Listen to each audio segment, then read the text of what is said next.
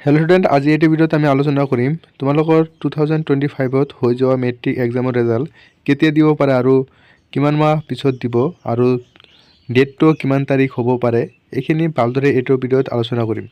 তোমালোকৰ ভিডিও স্টাर्ट কৰাৰ আগতে এটা কথা কৈ দিও, যেতিয়া তোমালোকৰ ৰেজাল্ট দিব তাৰ আগতে তোমালোকৰ 3-4টা মান অফসাইট দি দিব সেবাৰ পৰা আৰু সেই অফসাইটৰ লিংক তোমালোকে যদি চেনেলটো সাবস্ক্ৰাইব কৰি ৰাখা তেনেহলে তোমালোকে ইয়াৰ পৰাও তোমালোকে লিংকখিনি অতি সোনকালে পাব পাৰিবা আৰু তোমালোকৰ লিংকত ক্লিক কৰি তোমালোকে ৰেজাল্টখিনি ভালদৰে চাব পাৰিবা।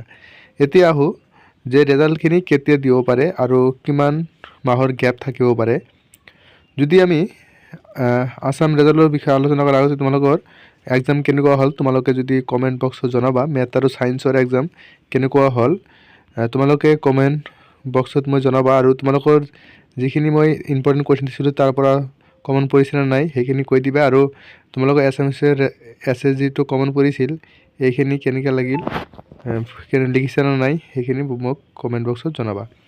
এতিয়া আহো ৰেজাল্টৰ বিষয়ে।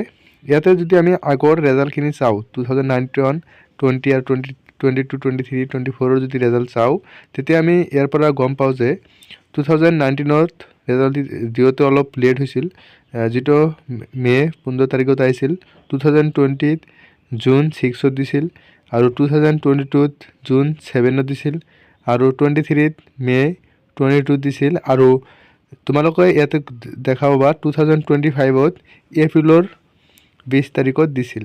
সেইকাৰণে আমি 2025ত যদি দেখো তেনেহলে তোমালোকৰ এপ্ৰিল মে মাহৰ আগতে পাই যাবা, মানে এপ্ৰিলৰ লাষ্টত নহলে মে মাহৰ সেকেন্ড উইকত পাই যাবা তোমালোকে ৰেজাল্ট পাই যাবা।